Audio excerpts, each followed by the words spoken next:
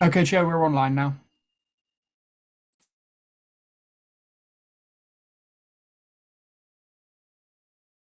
Yep.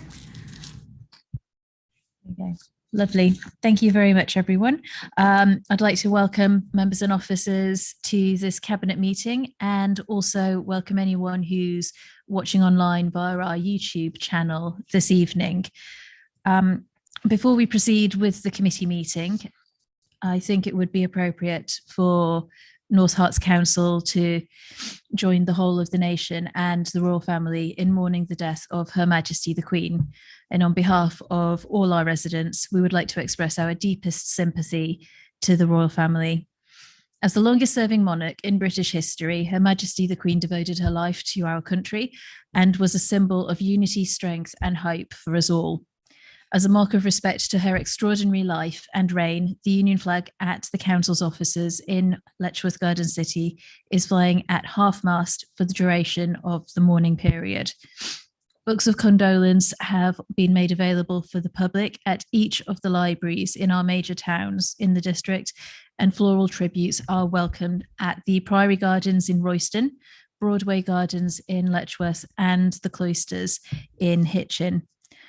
Along with many colleagues, I was honoured to attend the proclamation for King Charles III on Sunday, read by our Vice Chair, Daniel Allen, and pass on my best wishes to our new King, who we must remember has taken on his role at a time when he has just lost his mother. So I'd like to ask, do members have any further additional remarks or tributes they wish to make before we proceed with a minute's silence? No. Lovely. In that case, please could you join me in standing for the minute's silence in memory of Her Majesty the Queen.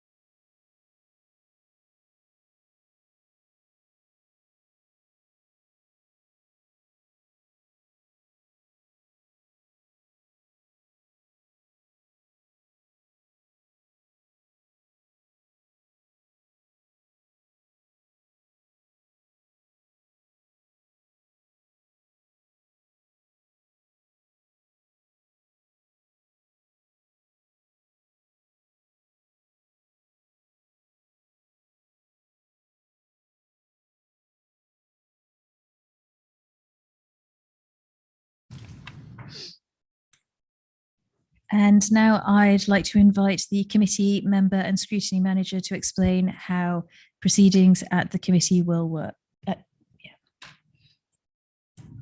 Thank you, Chair. So I will begin this evening just with the roll call of remote attendees joining us. If you can confirm that you can hear us and we can hear you. So William Edwards. Good evening.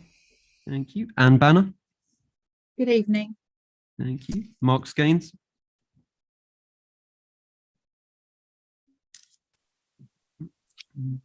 No. Okay, we'll try Geraldine Goodwin. Good evening. Thank you. Joe Dufficy. Good evening. Thank you. Sarah Kingsley. Good evening. Thank you. Nigel Smith. Good evening. Louise Symes. Good evening. Thank you. Claire Skeels. Good evening. Laura Allen.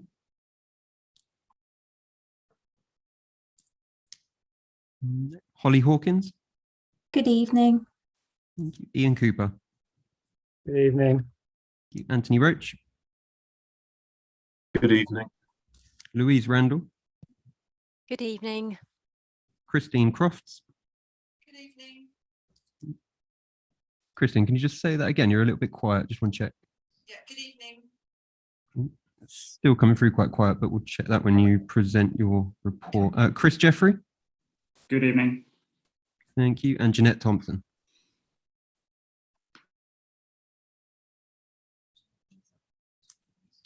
All right. Okay, just checking again. Is Mark Skeins on the line? No, I've just had notification that he's not attending. That's fine, thank you. And Laura Allen. Yes, I'm here. That's right. Thank you. So is there anyone else on the call who I haven't called out yet? No, great. So we'll move on to the procedure for tonight. If a member wishes to speak, they should use the speak button located on the microphone unit in front of them. The microphone will light up green and the chair will be alerted of your request to speak. When the chair invites you to speak, your microphone will turn red and will be made live, at which point you can speak. When requested to vote, voting will be via the yes, no, abstain buttons on your microphone unit. Details of how members voted will be shown on screens around the room and the result will be visible on the YouTube stream. Are there any questions from members? No, I'll hand back over to the chair. Thank you very much, James. And right, so this evening, I think members will be aware that there were a number of supplementary documents that were circulated late in the day. They should be available on ModGov, and if anyone has any issues, we can make sure that copies are available of those. They specifically relate to the proposed increases in parking tariff and a referral from overview and scrutiny in respect of the council delivery plan Q1 update. So first item on tonight's agenda, apologies for absence. Are there any apologies for absence? I've got all of my cabinet members here. I am aware that Jeanette Thompson potentially might not be able to join us this evening. So I'd record tentative apology. You online. Thank you, Jeanette. Yes. Okay, so I don't have any other apologies. Next item, minutes of the cabinet meeting on the 21st of June 2022. I'd like to propose we take these as read and approve as a true record of the minutes of that meeting. Can I have a seconder? Yes, Reese. Happy to second. Excellent. And any comments? No, fantastic. Next, notification of other business. There is none. Chair's announcements. In accordance with council policy, this meeting is being audio recorded as well as filmed. The audio recording will be available on the North Herts website and the film recording via the North Herts Council YouTube channel. Members are reminded that this council has declared a climate emergency. This is a serious decision and means that as this is an emergency, all of us, officers and members, have that in mind as we carry out our various roles and tasks for the benefit of our district. More details are included on the agenda front sheet. Members are reminded to make declarations of interest before an item. The detailed reminder about this and speaking rights is set out under the chair's announcements on the agenda. And in a change to the agenda order, I'm going to take item 19 following the conclusion of item 8. Okay, so that was the 3Cs policy that I'm moving up the agenda, so that will follow on from the district-wide survey. A slightly unusual announcement as we are in a period of national mourning, in keeping and following what Parliament has done. Can I ask that members try their best to avoid political comments? I reflect on this as well myself, given the amount of times I make such asides from the chair. Public participation. We have no public participation at this meeting. Items referred from other committees. All of the items that are referred from the other committees, I will take with the relevant main agenda item. I'm not going to read through the list here. I think everybody can tell from the supplementary packs, etc., which item goes with which main agenda item. And thank you very much to Councillor Terry Tyler for joining us this evening to cover off the items that are going to be referred from FAR. So item number 7 is the community consultation strategy to be presented by Christine Crofts. Good evening. I hope you can hear me okay now. Yes, yeah, you're much better, Christine. Perfect. Thank you very much. Thank you for reviewing the proposed community consultation strategy for the next 5 years. Also included with the paper is Appendix B, containing details of consultation obligations and approaches for your information. This year's district-wide survey results, shown in section 8.1.1 of the meeting report, highlight the residents' views on whether we make an effort to involve, consult and engage with our community have declined since 2019. The results aren't totally surprising, as we have done less consultation due to the pandemic, and obviously officer resource had to focus on that and the recovery, but we need to show that we are a council that listens and wants to engage. The proposal, therefore, is for a resident-facing community consultation strategy, which openly shares our consultation objectives and why, when and how we will consult our residents. The proposed strategy document will also signpost our community to how they can get involved, whether that's signing up for e-newsletters, joining our residents panel, following our social media pages, or coming along to a counsellor surgery. Looking forwards, our community know North Park's best, and building on our people first priority, the recommendations are to firstly consult more regularly, which we've already started. We had 3 surveys over July and August, and we've got 2 in the pipeline. Secondly, use increased forms of digital consultation to reach more people more frequently. So within that, we know through virtual council meeting attendance during the pandemic and also whole street Zoom meetings that some of our members held, our community are able and also happy to use digital technology. We're already progressing with some digital forms, including our community engagement platform and emailing our citizens panel and local partner pool for their views. And we're currently exploring a potential digital district-wide survey option that would enable us to gain, of the moment, resident feedback twice a year versus once every 2 years, as we do currently. The final recommendation is to have 2-way conversations where possible, sharing results and next steps, and being more transparent through a dedicated web page and our community engaged platform. One point of note is the role of councillors in reaching the non-digital minority through face-to-face consultation at councillor surgeries, town talks, and at one-on-one meetings. Keen to hear your thoughts on the resident-facing community consultation strategy and whether you're happy for us to proceed with publishing it on our website once it's been artworked. Thank you. Thank you very much, Christine.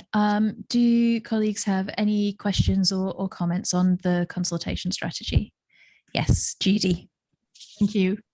Thank you, Christine. I'm more than happy with the consultation strategy as it now is. As executive member for community engagement, I was very keen to mix up the notion, if you like, that that council officers do interesting digital stuff with the community, and we're awfully good at talking to people face to face. Of course, all of that is true, but as I know from my own experience through the pandemic, councillors have also been working hard to come to terms with and experiment with new ways of engaging more citizens. And some of you will know that I'm slightly obsessed about the notion of things like whole street Zoom meetings, which actually we found are able, even taking into account digital deficits and the fact that we know that there are some people who aren't able to engage in that way, we've had many more people engaging in that way with some of our whole street meetings than would normally if we'd had an in-person angry meeting in a cold town hall or a church hall or whatever in the past. And so I think where positive things have come out of this dreadful pandemic, it would be really sad to let them go. So I was very keen and was really happy to hear Christine talk about it just now, that they be included in our ways forward, as well as the more traditional ways that councillors have worked with the communities.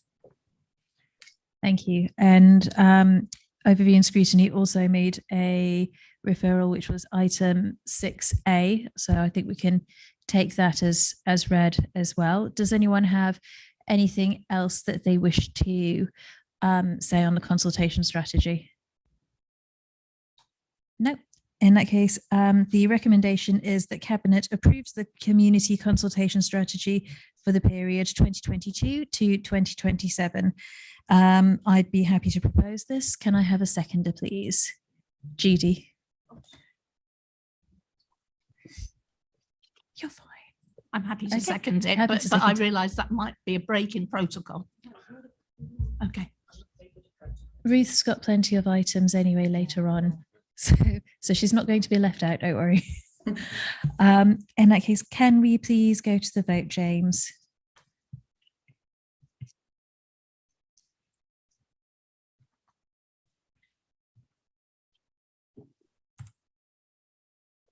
Chair, that motion's carried. Thank you very much. Item number 8 is the 2022 district-wide survey, which Christine is going to present again. Thanks. Thank you, Chair. We recently received our latest district-wide survey results from Opinion Research Services. They surveyed 800 residents across the district earlier this year on the phone. The full ORS report is on our website, and it's important to note that our results are largely in line with national trends and pretty similar to last time, which was 2 years ago. So nothing too worrying in that respect. The meeting report highlights what I feel are the key findings for the council and our district as a whole. And for the purpose of this evening's meeting, I've summarised those into areas of strength, focus, and to explore further. In terms of areas of strength, as per section 8.1.1 in the meeting report, satisfaction with North Herts as a place to live has consistently been very high, 94% versus a downward national trend at 76%. Overall satisfaction with the council remains significantly above the national level, 73% versus 64%, as shown in section 8.1.2 in the meeting report, and has stabilised from the downward trend observed between 2013 and 2019. As per figure 10 in section 8.2.2 of the report, agreement that the council provides value for money is significantly higher than the national level, 55% versus 48%, for the second consecutive survey after previously dipping below the national level in 2017. And finally, as per figure 15 in section 8.5.2 of the report, satisfaction with general waste and recycling collection has seen a significant increase from a decrease in 2019, bringing it back in line with the 2017 result and the national average for general waste collection, which is a really positive finding. In terms of areas of focus, as shown in section 8.1.3, figure 13 of the report, the percentage of residents who think the running of the council is getting worse, 21%, is larger than the percentage who think it's getting better, 12%. Opinion Research Services have supplied more detail on this, and the top 3 themes within that detail were: 1, improving the look of the local area, so for example, potholes and fly tipping; secondly, improving street cleaning; and thirdly, improved communications so they are clear and transparent. And there's greater detail behind all of those for the relevant teams. Satisfaction with street cleaning, benefits administered by the council and housing services have all continued a long-term declining trend, falling to their lowest recorded levels. And looking at each of those separately, street cleaning, as per section 8.5.1 and 8.5.2 in the report, satisfaction has dropped by 6%. Benefits, as per section 8.5.5 of the report, satisfaction may have only dropped by 1%, but it's on a continual decline since 2013, albeit based on 175 responses. Housing services, again, looking at section 8.5.5 of the report, satisfaction levels have declined since 2011, and although based on a small number of respondents, I know from Officer Lawrence's recent report in MIS that a great deal is being done by the housing team, but potentially needs to be highlighted to raise greater awareness of.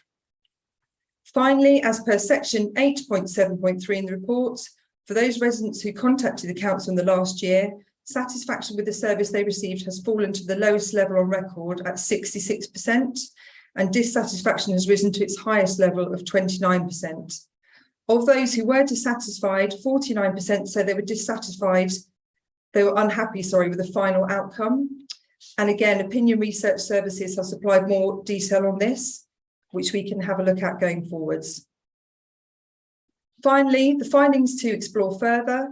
As per figure 16 in section 8.3.2 in the report, satisfaction with consults and engagers with the community has declined since 2019, and we are looking to address this through the community consultation strategy, which we've just discussed. On the consults and engagers point, as per figure 17 in section 8.3.3 in the report, Royston residents scored lower than other areas of the district and are also less likely to agree that the council offer value for money. And although this is based on feedback from circa 100 residents, this does coincide with feedback that we've received at recent cross-district focus groups on a future place narrative, where Royston residents mentioned not being part of the district. So I think that's worth keeping an eye on. Finally, potentially new forms of customer contact are another area to explore. For example, a proportion of residents indicated interest in a live chat option on our website. I'm keen to know Cabinet are happy for us to proceed with sharing the results internally with relevant teams and externally with residents in our next edition of Outlook and on our consultation webpage. Thank you. Thank you, Christine. Does anyone have any comments or points to note on Christine's report? Ruth. Thank you, Chair. I just wanted to highlight what Christine said about Royston, and just to say that that's a trend I believe that's been going on for many years, that there is certainly a part of the community in Royston that very much feels on the edge of North Herts and feels like they're a poor relation. And I really hope we can address that. I know it's difficult because of the geography. We're right close to South Cambs and to Essex. But I do hope that the place narrative will help us to overcome that. There's also obviously the issue that there's a lot of rural space in between the main towns and Royston, and that it's a smaller town than Hitchin and Letchworth. But I'm glad that it's been highlighted in this report, because I think it has been the case for many years, and I do hope that this council can do something to bring this whole district together in a new identity through that place narrative work. Thank you. Thank you, Reese. Keith. Yeah, thanks. I just wonder if there's any correlation between the satisfaction levels, which I note have gone down from pre-pandemic time, with the availability of staff to deal with it, because we did have staff problems for a couple of years, didn't we, during the pandemic? Obviously, we weren't open here at the office, so people couldn't come in to, and I just wonder if they found it more difficult, therefore, and if we actually asked them about that in our survey, or if we just accepted that they said they were unhappy. I'd have to look. Oh, sorry, I'd have to look a bit more detail for that one. But we've definitely got more detail behind those answers, so I can have a look. Okay, thank you. Yeah, I think that would be really helpful, because then we can start to drill down, and then we can get more sort of positive and useful narrative points to go back to the teams to help them deliver, so that we can start to change and make a bigger impact on some of the satisfaction scores that we're seeing. Does anyone else have anything they want to note or comment on this report? Nope. Okay. I just want to note my thanks to Christine for the work that's gone into this. I think it's a very detailed piece of analysis. I think that the page of the report setting out the key findings and suggesting some actions that we might want to take is particularly useful, and helps focus our minds as councillors, so that we can work with officers to really move things forward and ensure that changes are implemented. So the recommendations are that Cabinet comment and note the key findings and observations from the district-wide survey, and that Cabinet note that the results will be considered by the leadership team in conjunction with executive members and an action plan produced.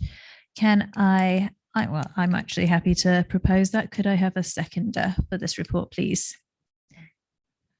Second. Thank you, Reese. And James, can we go to the vote, please?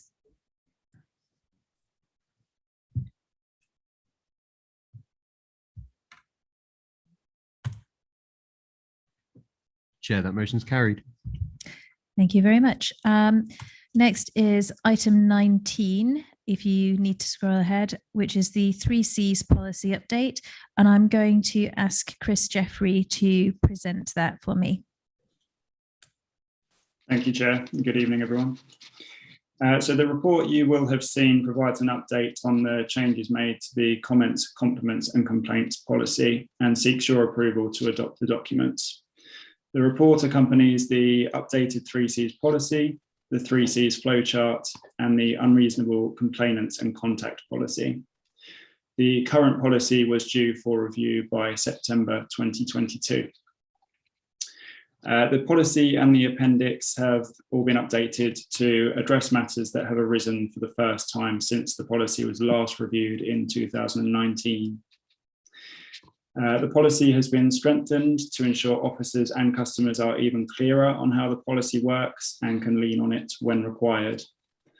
The wording throughout has been updated to be as customer friendly as possible, and it's also in line with our people first commitment. Then there are no other major changes other than what has been set out in section 8.1 in the report.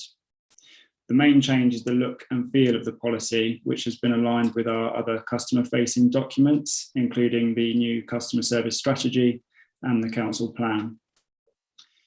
The unreasonable complainants and contact policy, as I mentioned, has also been updated. The policy went through an audit process by SIAS, and they were able to provide substantial assurance that effective controls are in place. The policy was benchmarked against other councils' policies, and they found that the improvements made provide a good overarching policy for unreasonable complainants. It is worth noting that this policy is very rarely used and is used as a last resort. The policy was taken to Overview and Scrutiny Committee last Tuesday, 6th of September. Councillors at the committee were pleased to see the changes and were happy with the amendments to the unreasonable complainants policy, given some of the challenges that they face. The only recommendation given was to provide clarity on whether a customer has 14 calendar days to appeal a stage 1 response or 14 working days. To make this fair and in line with timescales for officers, this will be changed to 10 working days. This can then also encompass bank holidays or Christmas, for example. The documents published on the website will have this change included and will be communicated to all staff. Thank you. Thank you very much, Chris. And thank you for being tolerant with the editing and changes that were made to the document as well. I'm quite pleased with what we've got at this stage. I feel it's more accessible. It's easy for us to get around. Some of the language that had been used was outdated and didn't feel customer centered or friendly. It wasn't setting the tone and the image that I would expect from this authority. I think potentially members might remember as well the bullet points that were red crosses in one section telling you all the things that you must not do, which didn't feel very friendly or inviting either. So I'm pleased that that's gone. There might be minor graphic changes that could be suggested at some other point, but on the whole, I think that this is a much friendlier document. It is more accessible. We've got links to examples of things that are not complaints, for instance, which should clarify that to assist our residents when they are contacting us. And by having the appendixes and setting certain policies like the unreasonable complainant policy away from that main customer service document, I think that really helps keep the focus on this is the service we aim to deliver to our residents, rather than lumping everything together and creating the impression that perhaps we might expect our residents to be unreasonable, because in reality that does very, very rarely happen. So can I ask, does anyone have any questions or comments on the 3Cs policy update? Yes, Sean. Thank you, Chair. As someone who's very familiar with this line of work, this is an impressive document. It's very good. It's clear, it's easy to understand. And it probably goes above and beyond most local authorities. With that in mind, I just got two minor points. I'm not familiar with how good we are at responding at stage 2, but with most local authorities, it's 20 working days to respond at stage 2. It's quite a minor point, but the reason being is it gives the reviewing officer, normally a senior officer, the appropriate amount of time to actually conduct a thorough investigation. So it's normally 20 working days. If we can meet the 10 working days timeline, that's all well and good, but I don't want us to set us up to fail. 20 working days is standard. And then the escalation at stage 2, 14 working days, I would probably be a little bit more generous, where reasonably so we should allow people to escalate within normally a 28 working day period, but those are just minor comments. Thank you very much. I think we might take that away and consider whether we are hitting those targets and if we need to allow additional time where appropriate to meet the needs of residents in this authority. But I agree with you on timescales from other places that I'm familiar with. Anybody else have anything to comment? No. In that case, the recommendations are that Cabinet adopt the updated 3Cs policy, Appendix A, complaint flowchart, Appendix B, unreasonable complainant and contact policy, and that Cabinet agree to delegate any minor changes in relation to the 3Cs policy to the Service Director for Customers in consultation with the executive member with responsibility for Customer Service Centre. So can I have a propose? I'll propose this because it's my report. Can I have a seconder, please? Sean. Yay. Lovely. Thank you very much. And James, can we go vote, please?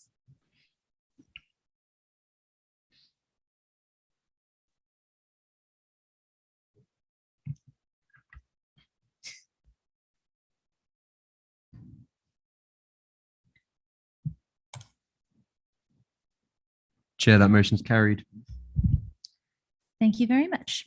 Okay, so now we're back on track with the original running order. Item 9 is the first quarter investment strategy, revenue and treasury review. I'm going to ask Councillor Albert to present, and then I'll come to Councillor Tyler for his referral from FAR on this. So, Councillor Albert. Cheers, thanks, Chair. I mean, there's quite a lot of paper here, but I'm obviously colleagues will be pleased to know I'll try and be fairly brief, briefer than usual. Obviously, Councillor Tyler will pick up the FAR review. Some items just to really draw to your attention. Table 2 of the report, which you'll find on page 50, the agenda details our capital schemes that have been delayed. The main item that is the payment to settle to support the redevelopment of John Barker Place in Hitchin. That payment's aligned to the completion of phase 2 and the delivery of the additional housing. Table 3 details some changes in costs of capital schemes. There are a few instances of costs coming in higher than budget, and in accordance with the financial regulations, we're asked to make a decision on whether to proceed with these. Now, the first of these is continuing with the original plan set of playground renovations, as the additional spend on the work carried over from last year means that the estimated overspend would exceed the current budget. As detailed in the table, the majority of the shortfall can be met from section 106 contributions, and it's certainly my formally view that we should proceed, but obviously happy to listen to colleagues' discussions around that. Secondly, we'll need a decision on whether to continue with the solar thermal project at Royston, as the tender price would exceed the budget by 20,000. Again, I'm proposing we should continue, but again, obviously interested in hearing colleagues' views on that. And finally, in table 3, to note that the works on the outdoor pool boilers did continue, as it was only when the contractor had started work, was on site, that the additional works and therefore costs were identified. So we're really looking for a retrospective approval of that particular one. And then very, very finally, the Treasury investments, which are detailed in paragraph 8.9 and in the appendix.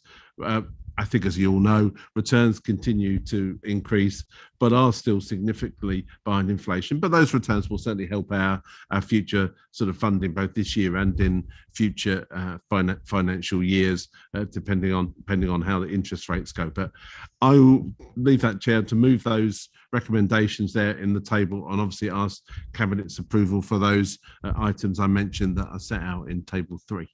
Excellent. Thank you very much. Councillor Tyler, do you want to give us your input on this?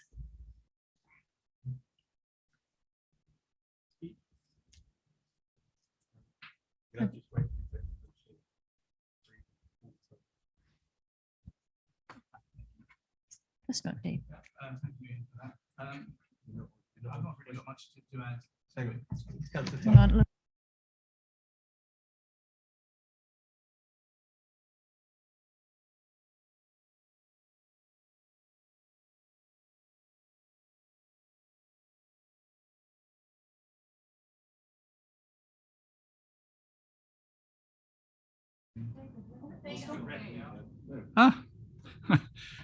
Thank you, Ian, for that. That's interesting. Little delay there.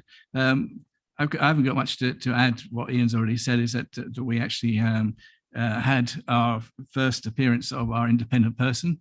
His name is John Cannon. It was very, very useful. He asked a lot of great questions during the session, and a welcome member of the committee, although non-voting, of course. And we just want to review. We reviewed the several things. Which one are we talking about now? The investment. Yes, the investment one. And the committee was very happy with it, and we would like to refer it to you for approval. Thank you very much. So the committee is very happy. Councillor Albert's given a brief report outline. Does anyone have any questions or comments, please? Councillor Brown.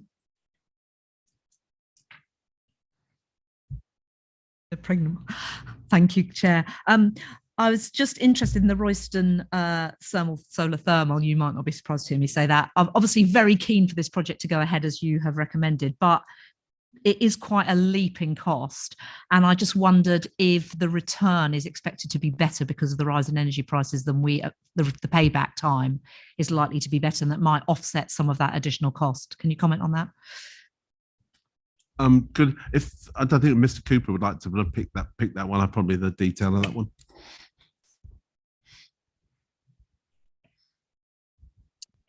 Thank you, Chair. Thank you, Councillor Albert. Whilst we haven't done a detailed assessment, I'm sure that is correct, that there will obviously be a slight benefit from the fact that we'll be saving energy that would have been at a higher cost.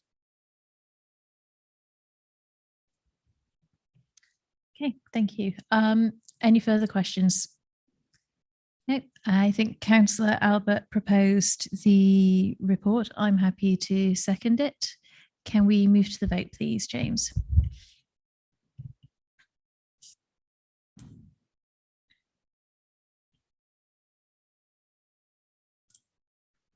Chair, that motion's carried.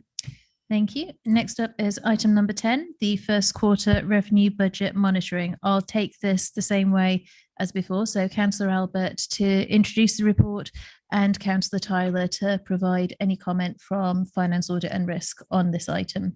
So over to Councillor Albert. Just thanks, Chair. And again, I'll sort of try and be reasonably brief. The table 3 is, I think, the kind of key table in the report here, which you can find on page 81.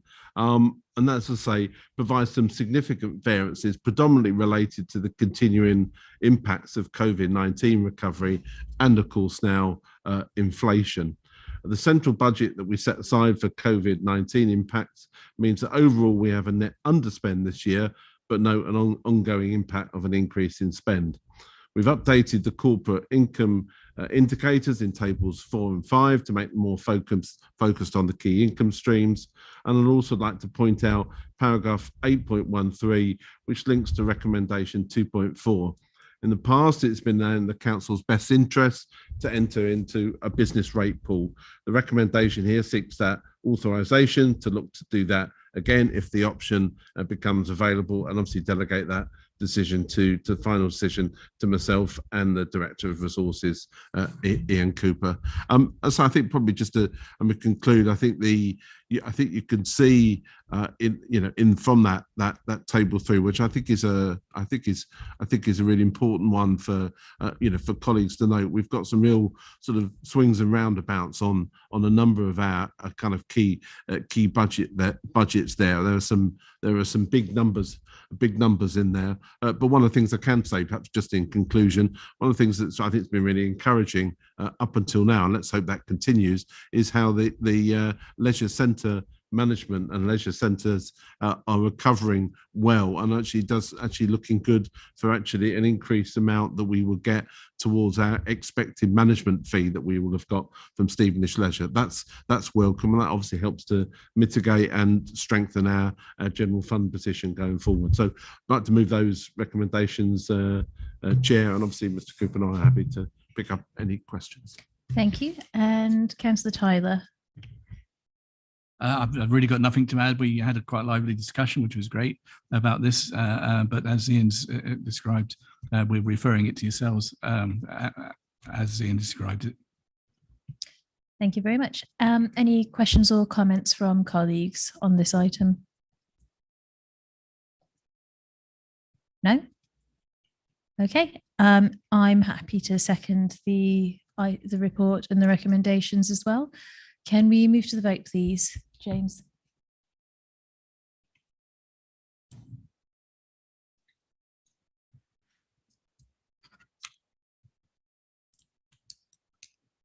Chair, that motion's carried. Thank you very much. Next, I have, here we go. The item number 11, Council Delivery Plan 2022 to 23. Please note that there was a referral from overview and scrutiny on this as well, and bear that in mind when we consider the report. Councillor Albert, would you like to present that one?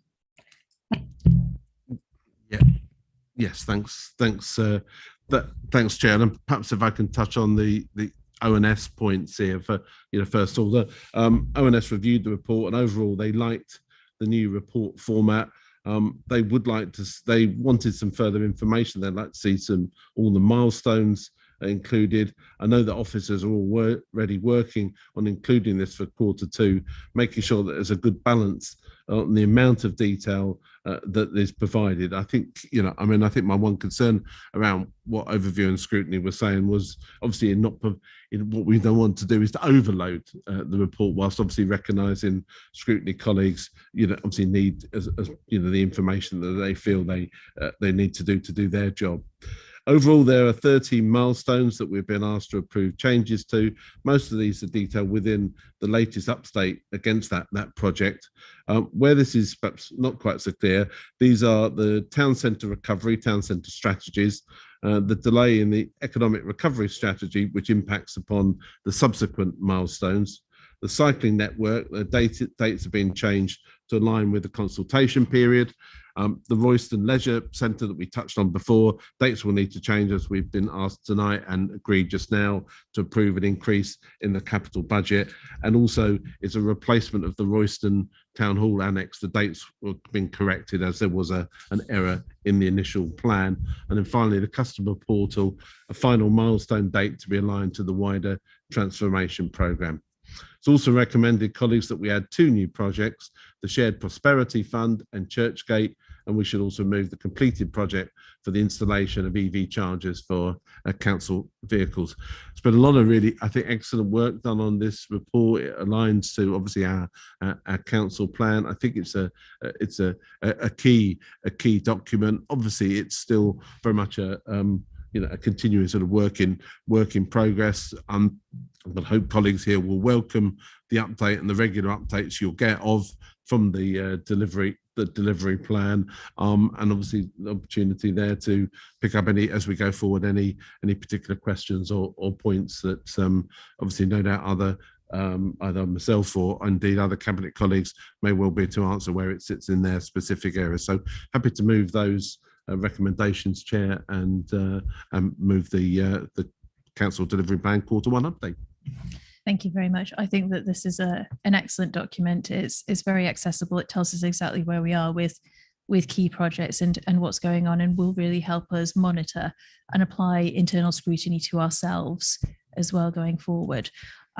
Does anyone have any comments or questions for Councillor Albert on this? Steve? Entirely trivial and pedantry point, it is actually the Shared Prosperity Fund, not what it says in the report, the Shared Propensity Fund, which is something rather different. We can always trust that Councillor Jarvis has read his papers. I said I wasn't doing political comments. That wasn't political. Okay, next. Anyone else? No, I'm very happy to second this item. Can we move to the vote, please, James?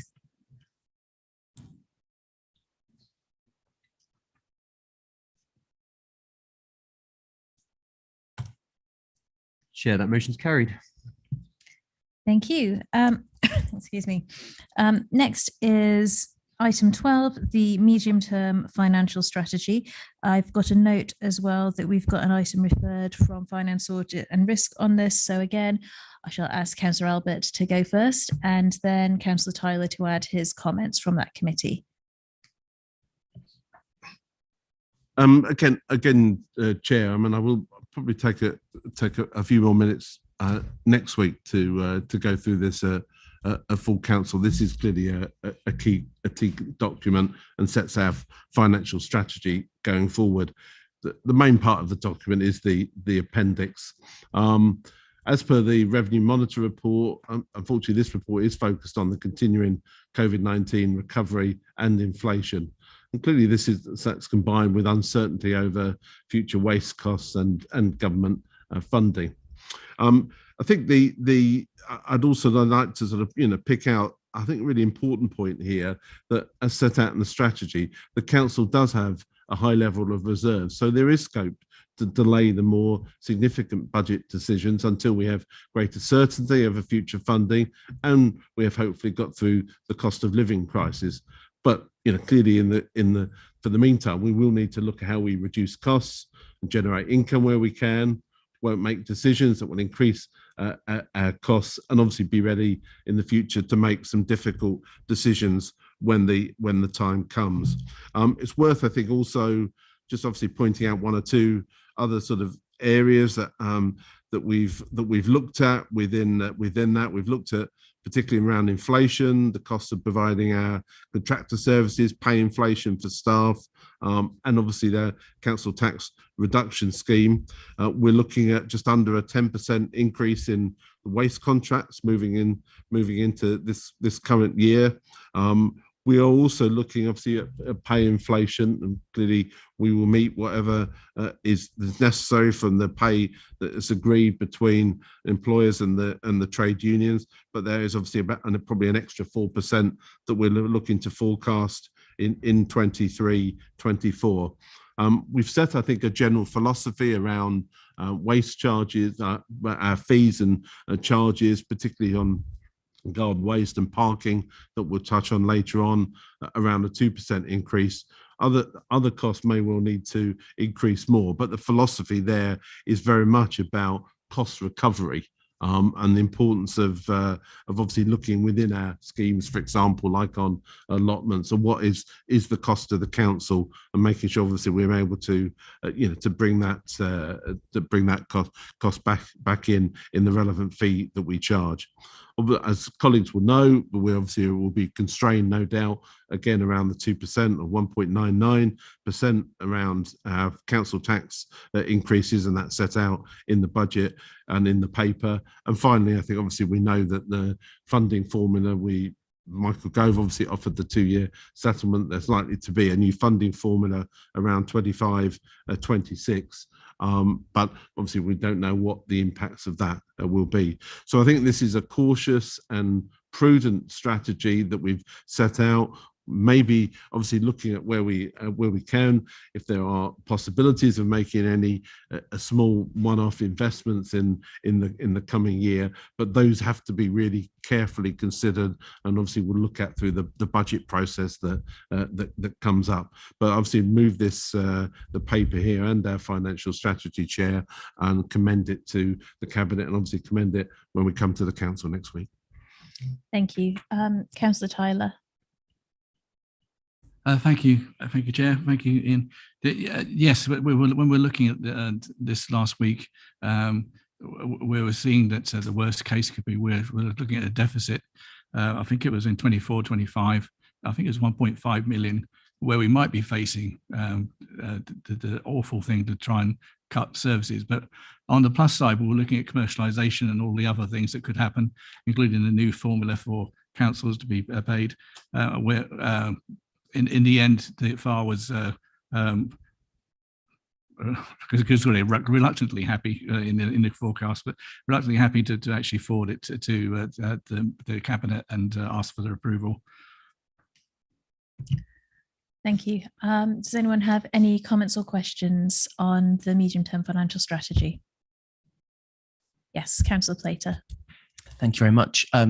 It's a very good strategy. I'd just like to say I'm very pleased to see under capital budgets that we are going to dispose of the surplus land to enable the building of greener housing based on a high standard. I think that's extremely important, and I'm glad that that's written into this strategy. Thank you. Thank you very much. Anybody else have anything they wish to say? Nope. I hear that Councillor Albert has proposed the recommendations in the report, and I am happy to second. Can we move to the vote, please, James?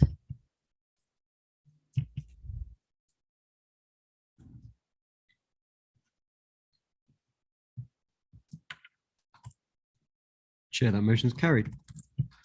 Thank you. And now item 13, proposed increase in car parking tariffs. And I believe Councillor Brown's got some additional notes that have come through from other members that she needs to cover off here too. Thank you, Chair. Yeah, so starting with the rationale for these increases. So we've just heard about the medium-term financial strategy and that there's a 2% budgeted there for increases in parking charges.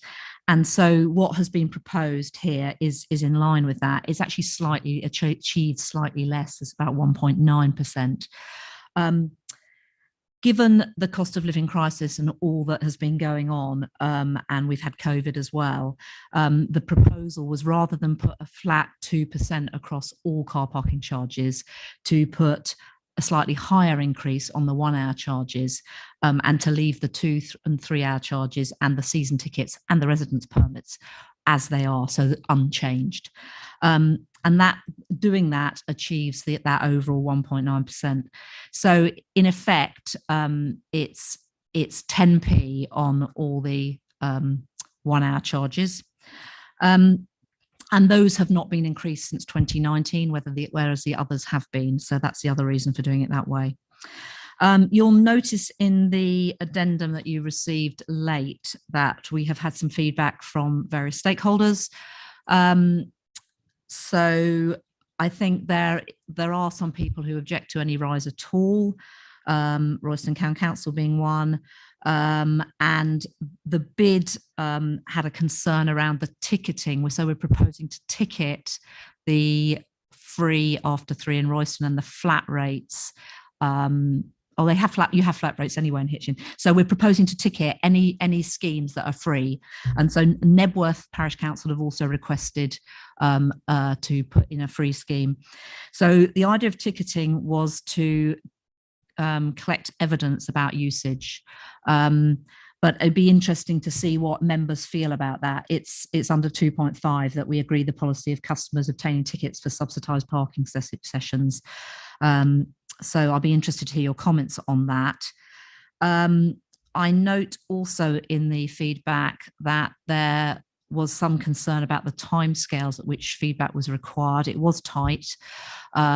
Ideally, we would love all the area committees to have met and be able to discuss it in person before we needed the feedback. That's not always possible. Just to say that all the chairs of the committees and the bids and Royston Town Council all received a detailed email on the 19th of August with the proposed increases and the rationale behind it. So there was opportunity to canvass opinion from their members.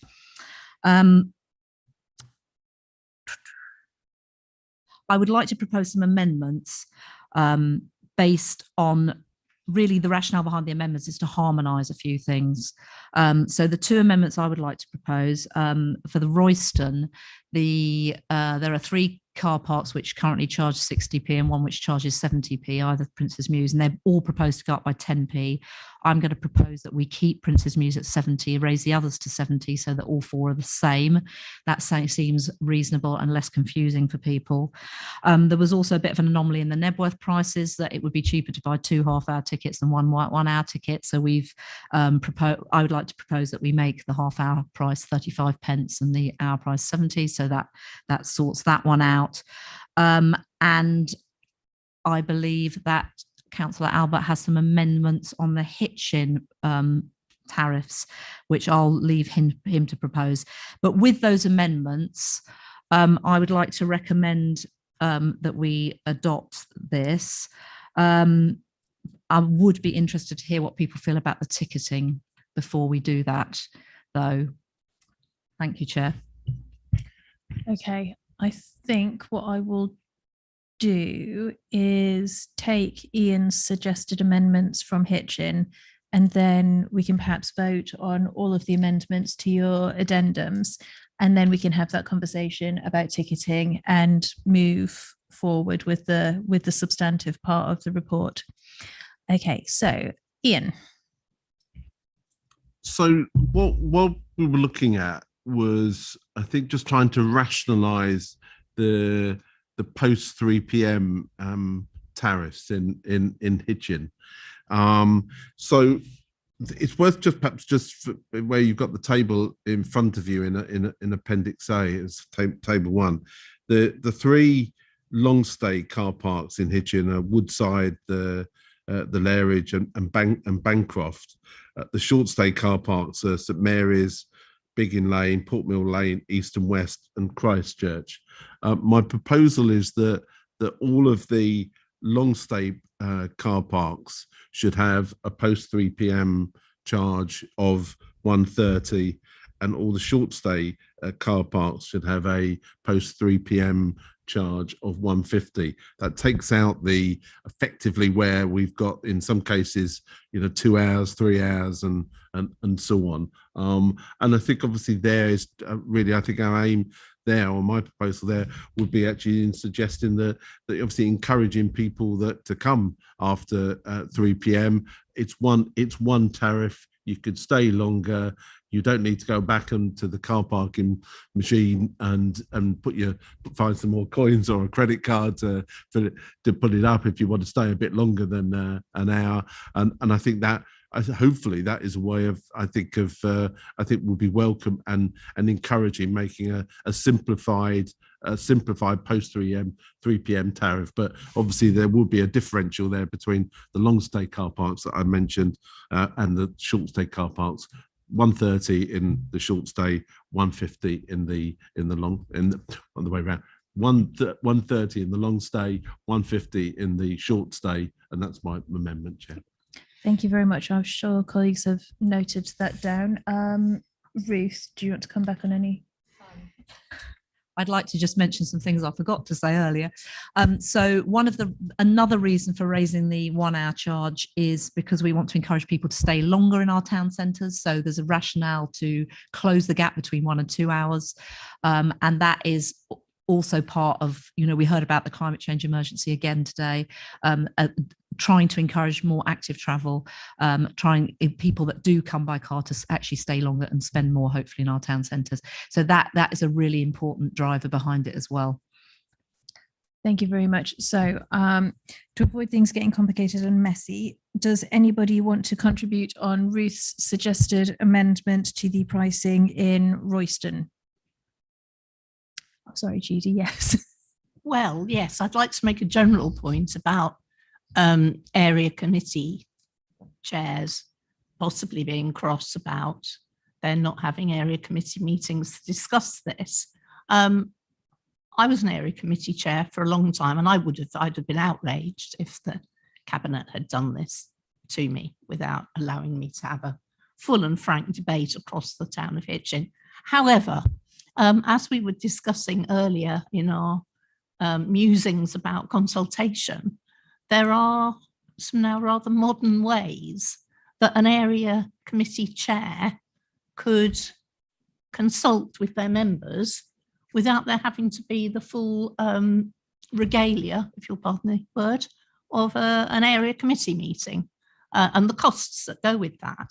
So, if, for instance, the chair of Royston Committee thinks it's outrageous that there hasn't been a meeting to discuss it, they could Zoom or Teams the members of that committee and have a jolly good consult with them. And I think given that we've just agreed the consultation strategy, it might be worth saying some of those things internally as well as externally.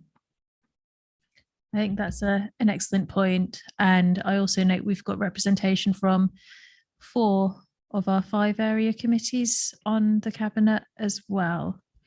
Okay, so back to pricing in the appendix. The suggestion from Ruth is that Prince's Mews is priced at 70 pence and the other car parks increased to match that. Does anyone have any issues with that? Are we happy to accept that amendment? Yeah. Yeah, I think that's general consent. I'm not going to make us vote formally on all of this, James, because I don't see the value in that. Nebworth equally 35 pence for half an hour, 70 pence for 60 minutes. Happy to accept that amendment? Yep. Okay. And then that brings us on to Hitchin and Councillor Albert's radical concept of long stays, having a flat rate that is fixed and sensible. Are we happy with that? Sorry, that was a very closed and biased question, wasn't it? Okay, so I think we accept all three of those amendments to the appendix, which brings us to the main report and recommendations. Did you have adjustments that you wanted to make to that, Ruth, or are we taking that report as read? No, I'm happy to take that report as read. Yeah, that's fine. But there's a recommendation 2.5 is around the ticketing, so we may need to discuss that separately. Yeah. That was the point I wanted to discuss. Thank you. Okay, so comments on the main report and specifically in respect of ticketing. I've got Ian, then Judy, then Steve. So Ian. I mean, I was certainly going to really to make the point that that I think overarchingly here, and as I mentioned in terms of the medium-term financial strategy, I think this is both a practical and supportive change in the car parking charges. No one ever welcomes an increase, obviously. But what we have tried to do here within that 2% envelope, and I kind of welcome the work that Ruth, Ian Manton, and officers have done. I think is actually looking at in supporting our communities, supporting people who work in towns in terms of the season tickets not increasing. So I think actually, whilst obviously never car parking changes are never entirely welcome by everybody. I get that, but what I think we have tried to do here, I think, is to try and ease that burden, particularly bearing in mind where this is an overall 2% increase, where inflation is running at over 10%, and I think we've tried to support those people who actually use the car park most, like people who work in the towns, the shops, the businesses in our town. So I support this a document, and I welcome the work that's been done on it. Thank you very much, Ian. Judy. It's one of those, there aren't any stupid questions, are there? Questions, which is, can you explain the ticketing thing to me? Because I don't fully understand. And other people are nodding. I love it when you ask the question that other people are thinking but didn't want to ask. Thank you. Yes. So in Royston, where we had the free after 3, currently you drive up at 1 minute past 3 and you just park and you don't have to take a ticket. The issue with that is that the free after 3 is paid for by the BID, the county council, locality budgets, and the district committee together. And that figure is based on a very out of date, over 15 years, because we've been doing it for so long. And it would be more accurate if we could get a usage figure. There's also another reason for doing it, and that is that I think we need to get more data about whether it really increases usage to have free after 3, but we need to do more than just ticket. We need to do surveys. So personally, my personal view is that we must do the surveys and find out if it makes a difference or not. Whether we need to actually ticket to do that as well, I'm not quite clear. I know officers are very keen to do the ticketing in order to get very clear usage data. So that will be the downside of not doing it. But I have also heard from a lot of residents that it's not just the price that's an issue, it's the fact that the inconvenience of having to go to a machine and get a ticket and put your ticket in your car. So I think we need to find out whether that makes a difference. We need to obviously do some surveys and some monitoring and to get some real proper evidence. And that would apply to the flat rates in Hitchin as well, I think. But obviously you'd need to get a ticket because you've got to pay something for that, whereas in Royston it's completely free. Does that explain it? Could I follow up with another question? Sorry. Yeah, thank you. And my other question is, how would you enforce people getting tickets for non-pay periods of time? Are we going to have people wandering about giving them penalty notices for not having a ticket, even though they may have gone in after 3 o'clock? It's quite complicated, isn't it? Goodness me, parking is I think that was one of the concerns raised by the bid, was would people get an enforcement notice for not taking a ticket when it's free? And I think legally speaking, yes, that could happen. Obviously, because the other thing in Royston, people have been used to this system for 15 years or so, and so it'll take a while before, it would take a while for people to notice that they actually needed a ticket. So I think we'd have to have a period of grace for a transition, and put up big signage. But the thing is, do we want to do that? It would give us very useful data, which is difficult to get any other way, but it does have some downsides. And that's why I'm putting it to members. I would be really interested to hear your views. I'm concerned that the integrity of the data is going to be undermined by the willingness of the residents to engage in the scheme ultimately. Anyway, I've got lots of people wanting to speak. This is clearly a very interesting and exciting topic. Councillor Jarvis. Thank you. I mean, I think just to go back to what we spoke about earlier, I mean, I think that, as Ian Albert has said, nobody likes to pay more for car parking. Although I do have some sympathy with the view that Ruth's expressed, that for some people it's actually the bind of going to the machine that makes them up for somewhere free to park, rather than the cost involved. And I think this is exactly the right way to deal with that. We can't just leave parking charges unchanged year after year, but this means that most people won't pay anymore, and those who make the biggest contributions to the town won't pay anymore. So I think this is exactly the right approach to put up the very short-term fees. I mean, I can see both sides of the argument in terms of requiring people to take tickets. I think that there will be many people who won't, and that will undermine the data. I think it will be difficult and expensive to enforce. I suspect that one of the reasons that the free after 3 Royston parking doesn't cost more is because we probably don't have any enforcement officers looking at those car parks after 3 o'clock, because they wouldn't have anything to do. We do, of course, according to the list of prices, have one car park that's already free for the first 2 hours or something of that sort. And I wonder how we enforce that, which I think is the one by the open air swimming pool in Letchworth. I mean, I suspect that in order to get any reliable data, we need to find some other way of measuring how many people are parking in Royston after 3. And I suspect doing some sample counts will probably be cheaper and more accurate than trying to enforce giving people tickets. So I'd quite like to make people take tickets, because then we can really do a comparison as to what changing the price does. I think it will get us data that's less reliable than we could get by asking someone to go and count a few days, a representative number of days. And I think we shouldn't do it on that basis. And just one further comment. I noticed that, our concept, apart from that, is actually supported by the bid in Royston. And we're told that these things will be terrible for the traders. And here are the traders saying, actually, I think the idea of getting people to stay longer is a good idea, but they don't think the tickets for the free bit will work. And I think perhaps we ought to listen to them on both bits. Starting to hear 2.5 falling away, but I will continue down my list. Sean. Yeah, I think it's going to fall away a little bit further.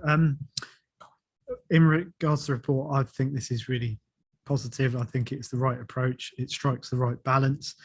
And I also like the rationale behind it. Even if you get 10% of people staying a little bit longer, and the impact that will have on the local economy. So I think this is the right approach and strikes the right balance. In relation to the ticketing, I just don't see what benefit it would bring, particularly if we do go down the route of saying, well, yeah, we could enforce it. And I don't think that fits well with our council priorities, to be perfectly honest. So I think we should find some other way. I like the idea of surveys. If you hit them hard and you do them regularly enough, you'll probably get better data than you would if you ask people to get tickets where they don't actually need to have a ticket. I would stay well away from that. Also, tickets increase cost and use up paper. Keith. Thank you. Yeah, just a couple of points quickly. In a previous life, the Hitchin bid brought in free after 3 in 3 short-term car parks in Hitchin for a short period of time. But of course, Hitchin bid then had to pay the council the loss. So we employed, I say we, as it was at the time, Hitchin bid employed students to do a count in those car parks so that we could establish what the usage was.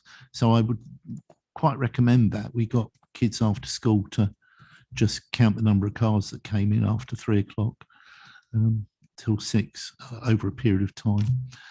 So that was one thing. So I don't think ticketing is going to work. I think you need to do the survey, and by that way you can then you understand how much the town council, how much the bid, how much anybody else has got to pay towards those ticket costs then. So it would probably be in the bid's best interests, I would have thought, to have contributed towards the employment costs of some people to do the survey, as it would the town council and probably anybody else. And then the other one, which was just it's one that I keep on about. I'm not sure the procedure of advertising this car park charges and what we have to do about legalities, but while we're doing it, can we sort Biggin Lane out, please? I keep asking this. I've been asking this for 8 years now, to sort out the charging on Biggin Lane and the usage on Biggin Lane. So if we've got to do a legal notice, can we just wrap that into it as well? Thank you very much. Thank you, Keith. So I think Lane to take away and report back to us offline at a separate point in future. And also, I think that there's some very strong feedback that Cabinet is not in favour of recommendation 2.5. That is the right one, isn't it? Would you be happy to drop that from the report? So yes, Chair. Having heard what my colleagues have said, I propose that we vote on accepting 2.1 to 2.4 and 2.6. 2.1 is obviously with the amendments, that's the charges, and that we drop 2.5 because I don't think there's unless we could vote on it separately, that's the other option. I'd rather not, because from what I'm hearing and my own personal view is that this is not the way. There are alternate ways. We've got a consultation strategy. We've got some excellent community engagement officers. Let's apply our minds and come up with something constructive that's actually going to engage effectively with residents rather than alienating them and imposing additional bureaucracy, because that's contrary to what this council aims to do. Does it? I'm just thinking about the 2-hour car park by the open air swimming pool or the park in Letchworth. You do have to take a ticket for that. So I don't know where that leaves that, whether we just leave that as it is.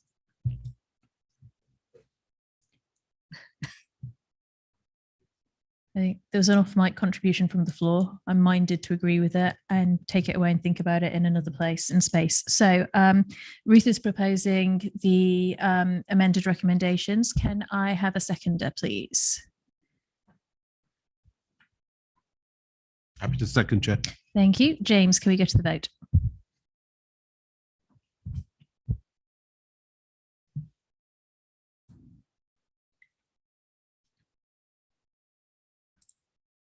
Chair, that motion's carried. Thank you. Next, item 14 is an information note on asylum dispersal and refugee resettlement schemes from Councillor Prendergast.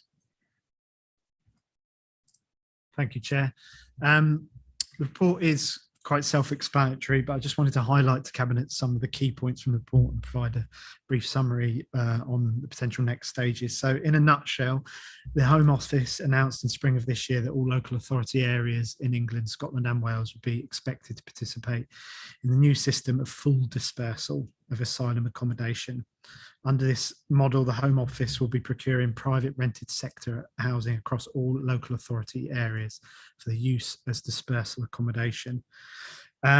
So what this means is the allocation for the East region as a whole is 5,200 bed spaces by the end of December 2023. At a local authority level, there have been proposed initial authority allocations of 97 individuals by the end of December 2023. This is based on a straight percentage share of 0.07% of each authority's total population. So one of the reasons this is coming to Cabinet is to, of course, highlight that this will add to the housing pressures in our district. Affordable private rented accommodation is scarce and in high demand. So whilst there is a recognition that the private rented sector is unlikely to meet demand, it is not entirely clear how the Home Office will procure the necessary amount of suitable dispersal accommodation. So it will put additional pressures on our private rental market. This will reduce availability for local people facing homelessness and potentially leading to an upward pressure on rents. There will, of course, be similar additional demands on other local services, which will also need to be absorbed. So that's one part of the note or the report. The second part gives an opportunity to highlight what we've done as a local authority to help and support refugees into accommodation in our district. As part of the refugee resettlement scheme, we've fulfilled a commitment to resettle 10 Syrian families, that equates to 50 individuals, in social housing with our local registered providers in the district, and we're in the process of accommodating a further 2 Syrian families, that's 10 individuals, in the coming months to meet our latest commitment under the refugee resettlement scheme.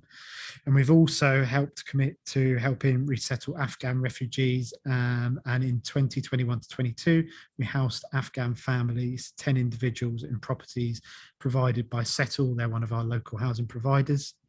And I just wanted to bring to the attention of the Cabinet 4.2 of the report. I can confirm that this meeting has now took place, and following this, there will shortly be a further meeting to seek and agree a regional plan for the dispersal.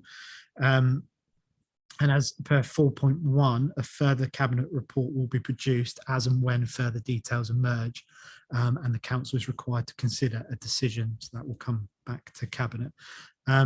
That's a very brief overview, but the report is very self-explanatory. Happy to take any questions. Thank you, Sean. This is always a difficult and an emotive subject area. And given the place that we're in at the moment, can I remind colleagues to do your best to avoid political comments on this? Does anyone have any questions or points they want to raise with Sean? Not without politics. We might hear this again at a point in future. There we go. Ian. There was a question that came up at Finance Committee, I think it was Finance Committee, about refugees and funding. I think Councillor Tyler might be able to give more detail, but obviously one of the questions was to whether North Arts Council would need to look to be able to set aside some funding for this work. We've obviously got a budget round coming up. I didn't know whether you've got any early views on that Sean, or is it really just sort of too early to say at the moment? Yeah, I think it is too early to say until we see the regional plan, and then we'll have an understanding of where things are going to go moving forward. But until we have the regional plan drawn out, I think that's too early to say.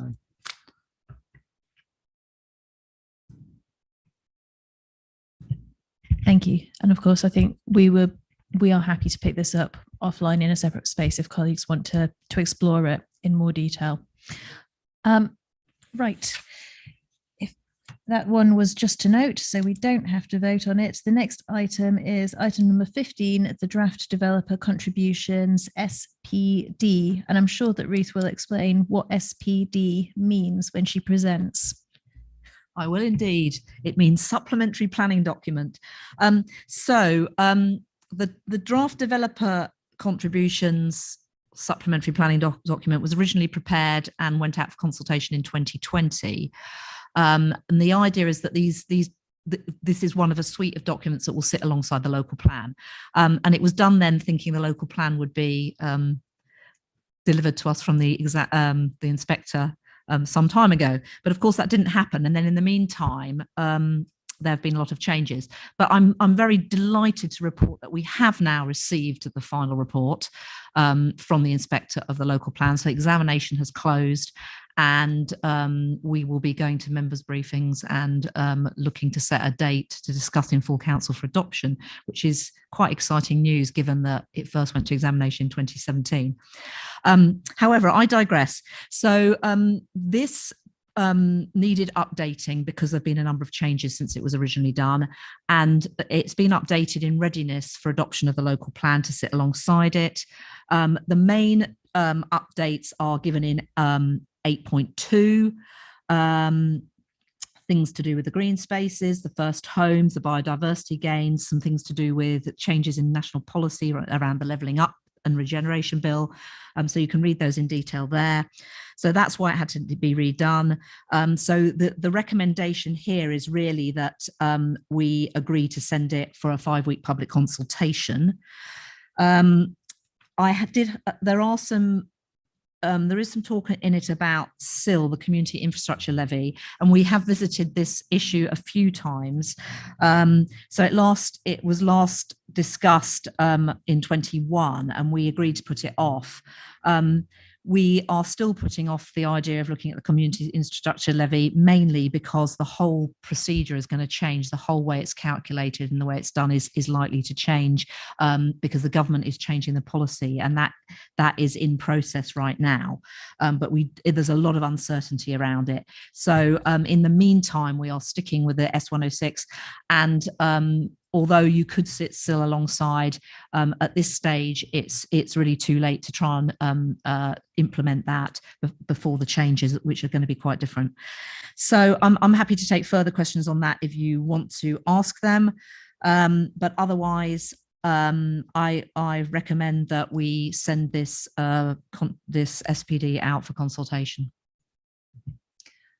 Thank you, Ruth. Any questions on Ruth's report? Keith?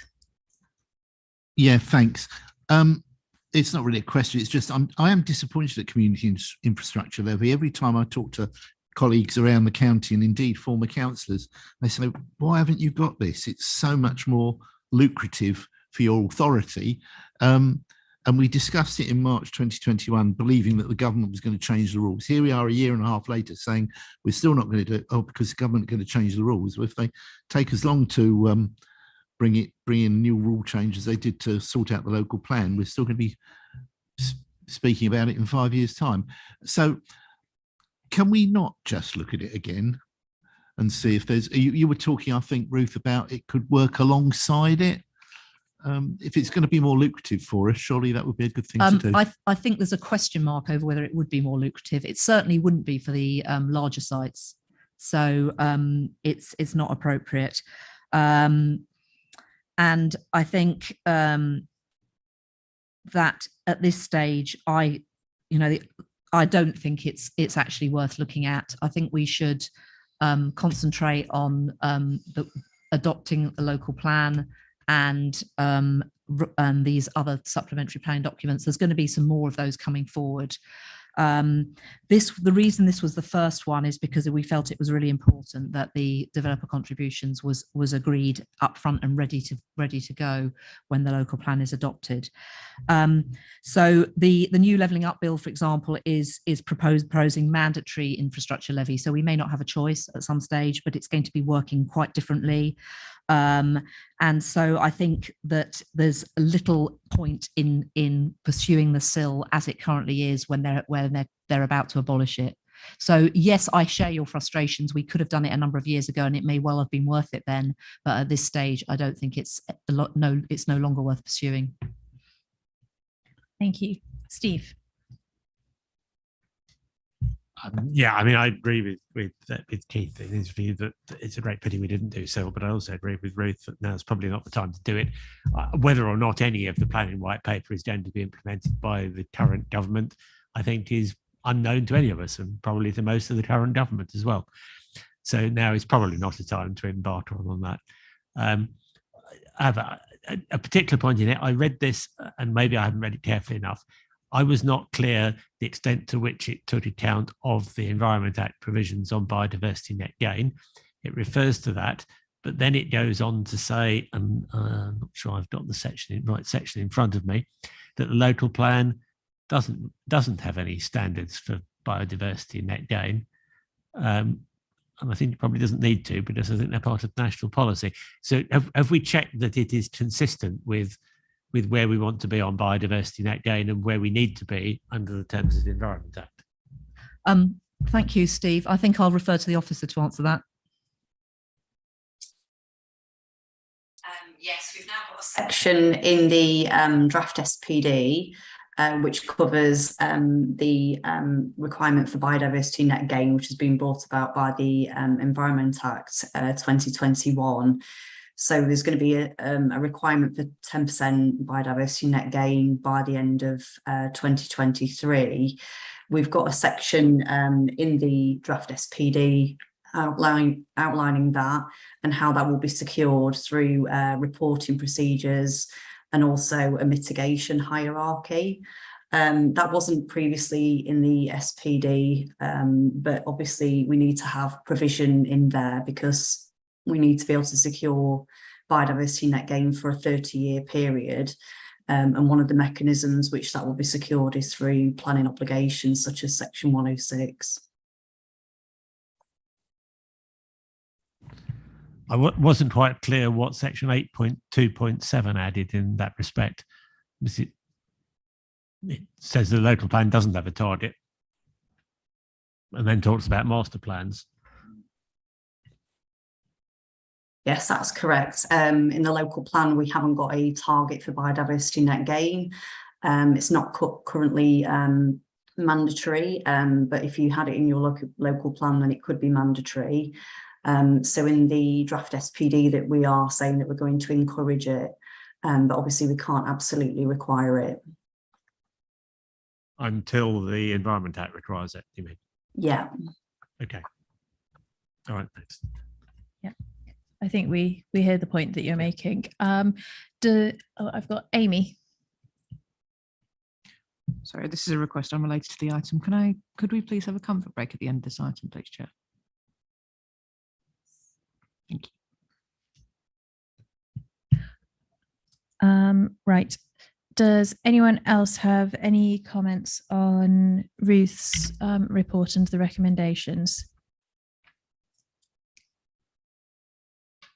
Nope. In that case, I think Ruth's proposed it. Can we have a seconder, please? I will second the report. Can we have a vote, please, James?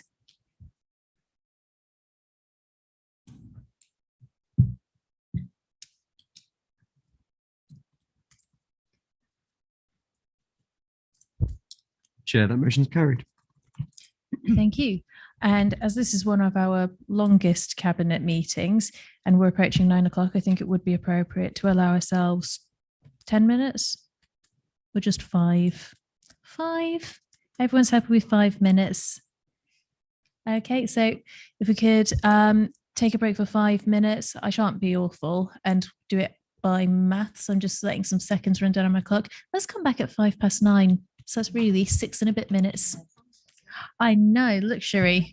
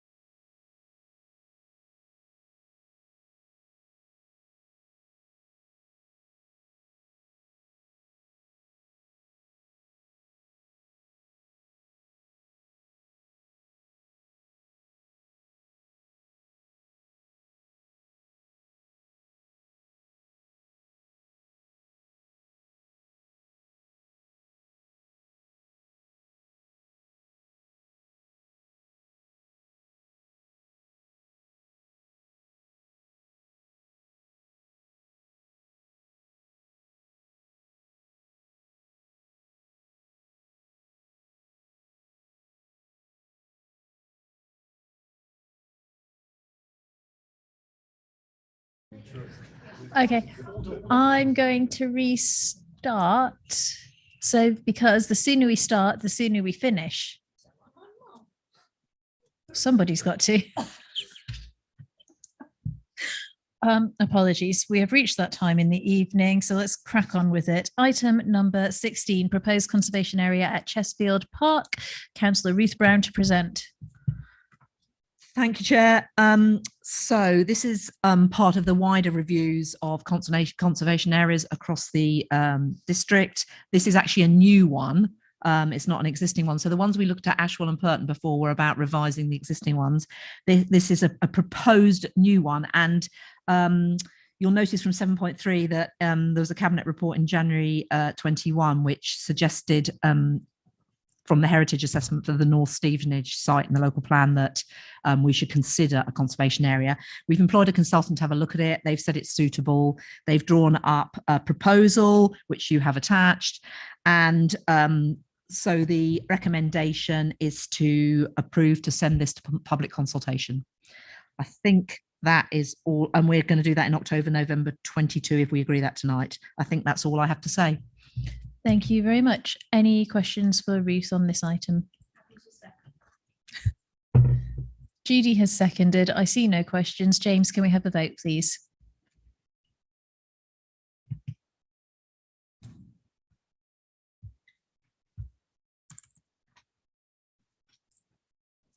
Chair, that motion is carried. Thank you. Item number 17, making of an Article 4 direction for the district's primary and secondary shopping frontages. Councillor Ruth Brown to present. Okay, so this one's slightly more complex. So if I can try and just give you an overview. So there's been a change in government rules around Class E, changes of Class E to Class C3, which is about commercial going to residential. And what effectively that means is that permitted development rights would be extended to retail and businesses, and it risks our high street and town centres being converted into residential.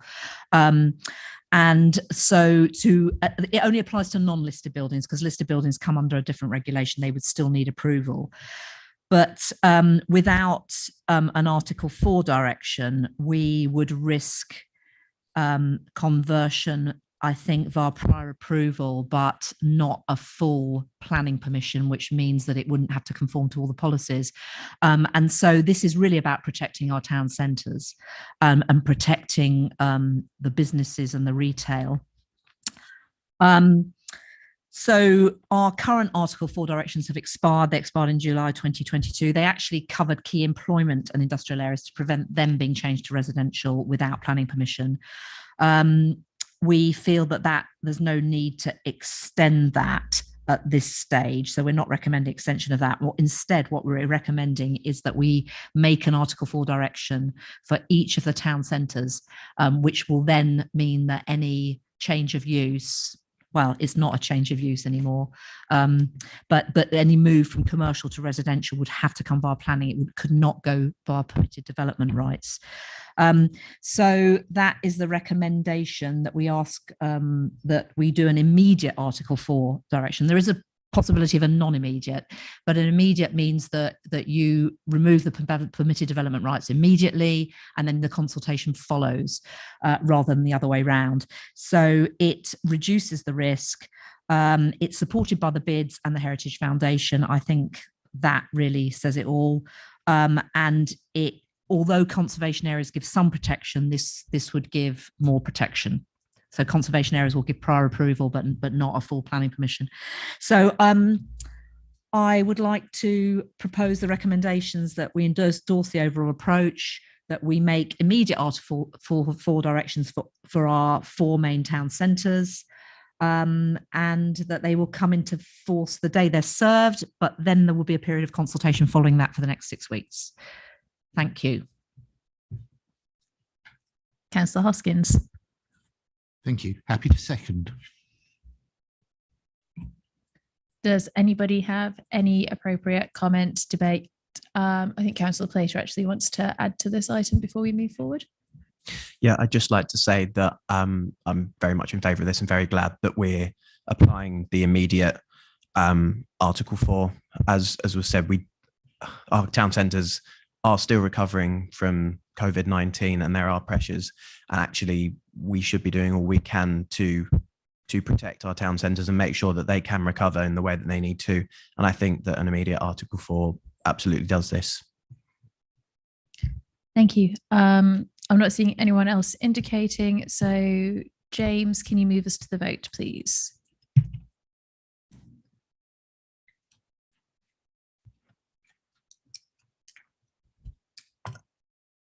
Chair, that motion's carried.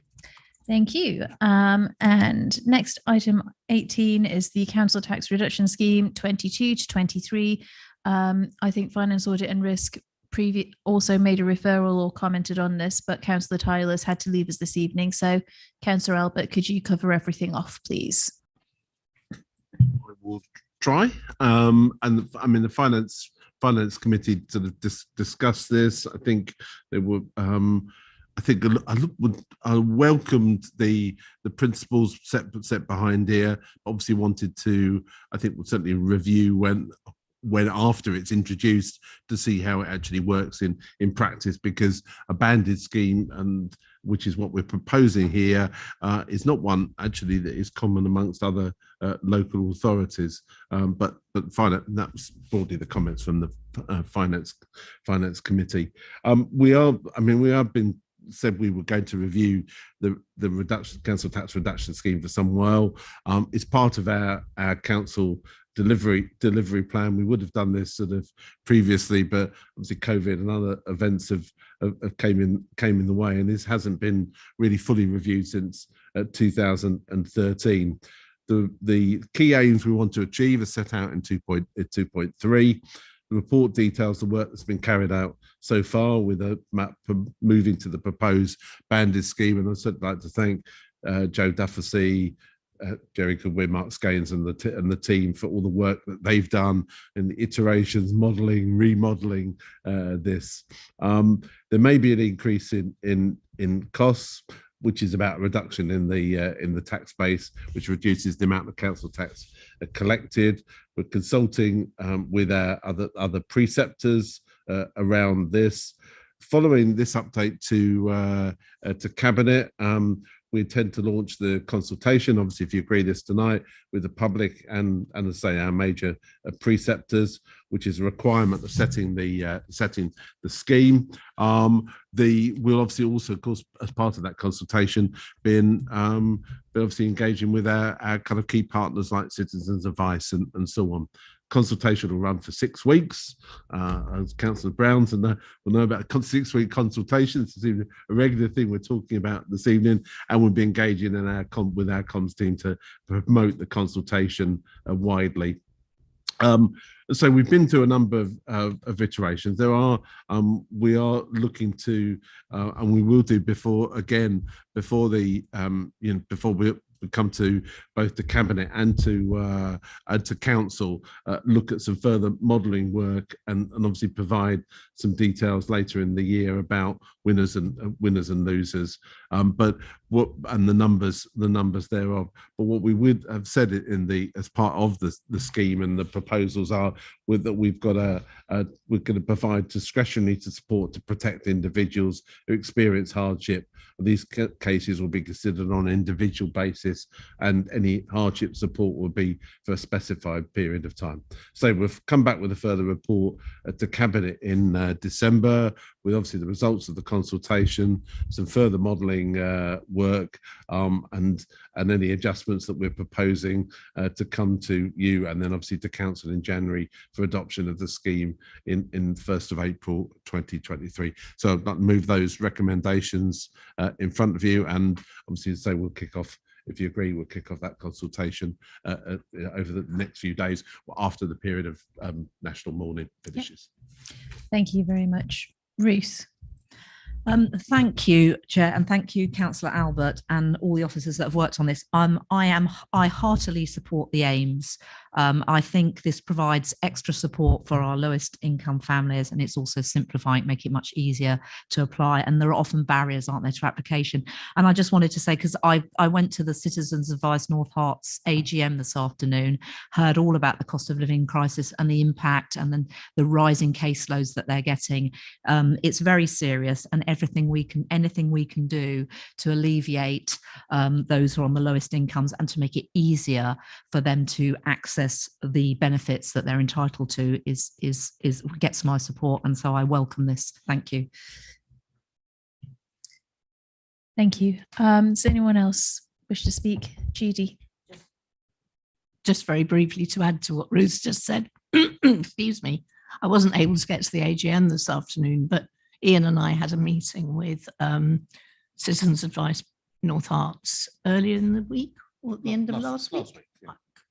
Time is merging at the minute, to discuss just those things in terms of the sort of support they would be needing next year from us, as we are meeting with other organisations with whom we do the most work. And so we also heard about the astonishing rise in the need for their services. And I think this will help. Thank you. Thank you very much. Right, James, could you, oh wait, I believe it's been proposed. Have we had a seconder? Judy seconding. Lovely. James, can we go to a vote, please?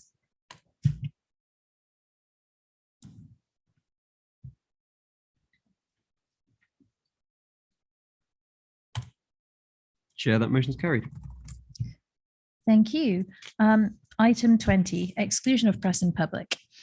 I would like to propose that under section 100A of the Local Government Act 1972, the press and public be excluded from the meeting on the grounds that the following report will involve the likely disclosure of exempt information as defined in paragraph 3 of part 1 of schedule 12A of the said act as amended.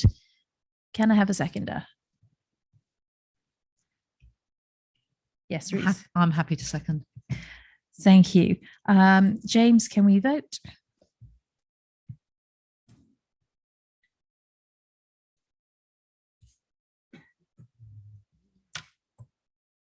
Chair, that motion is carried.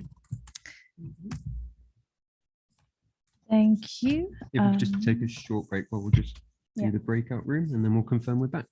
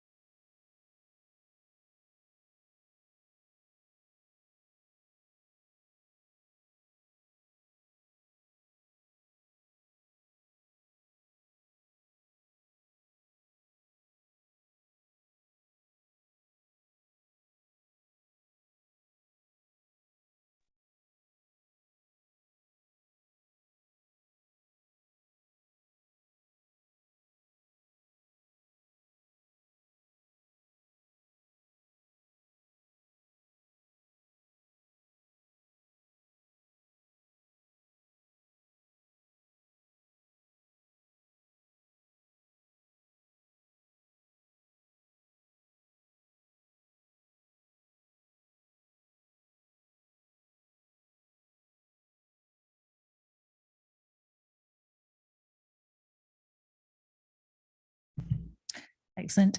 Thank you very much, everyone. While we considered the confidential items in part 2, I believe before we go on to the final item this evening, James needs to do a roll call of the officers joining us remotely.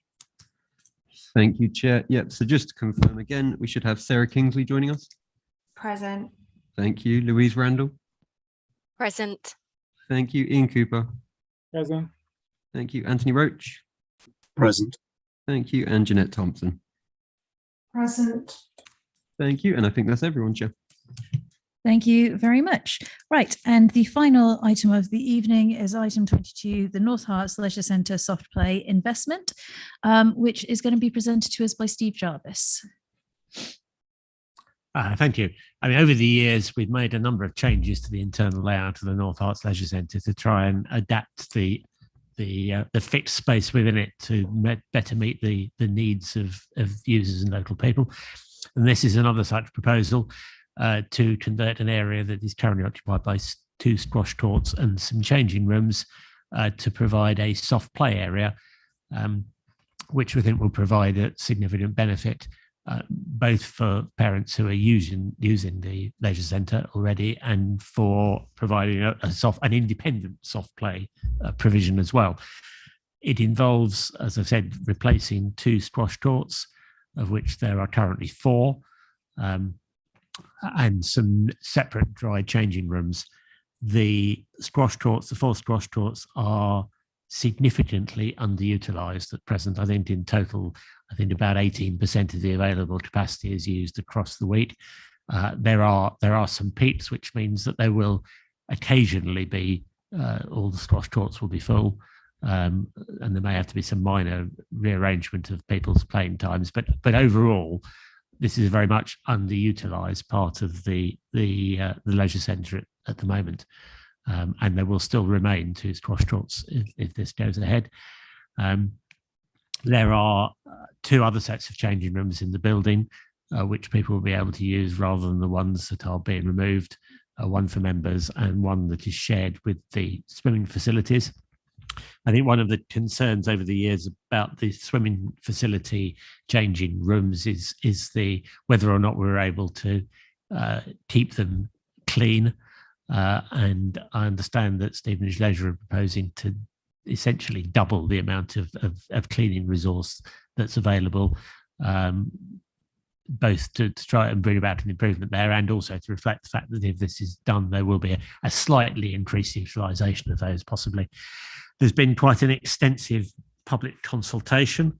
The responses were overwhelmingly in favour of introducing soft play. There were some numbers of squash players who were against the proposal. But I think it's one of those questions where, given that we have a limited amount of room in the building, we have to see what will provide the most benefit to the largest number of people. And there will still be in terms of the provision across North Herts, fairly significant squash provision available.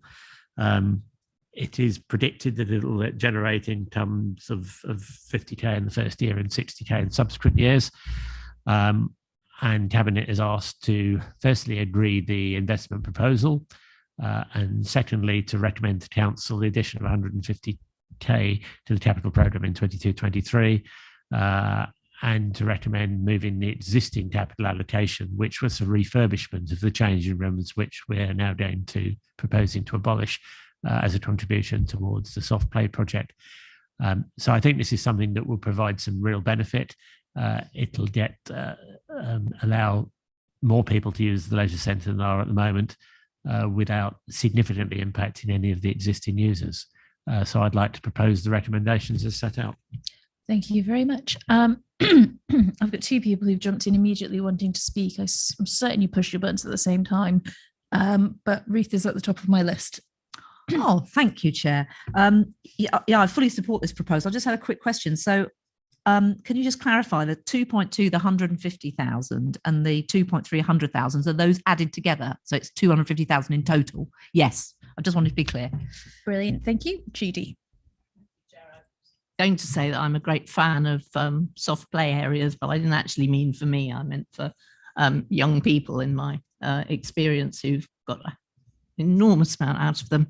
So I'm willing to risk the ire of the squash players, as I have done at Bancroft Park with tennis players and bowls players over many years, when we suggest things like water play for children, and second it if you've proposed it. Okay, it has been proposed. It has been seconded. I see nobody else wishing to speak. Can we have a vote, please?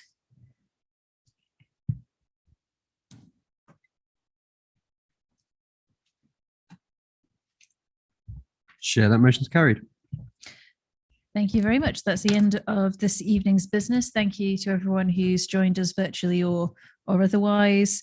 I've got a trailer that tells me that the next cabinet meeting is on Tuesday, the 4th of October at 6 p.m. Isn't that exciting? Thank you very much.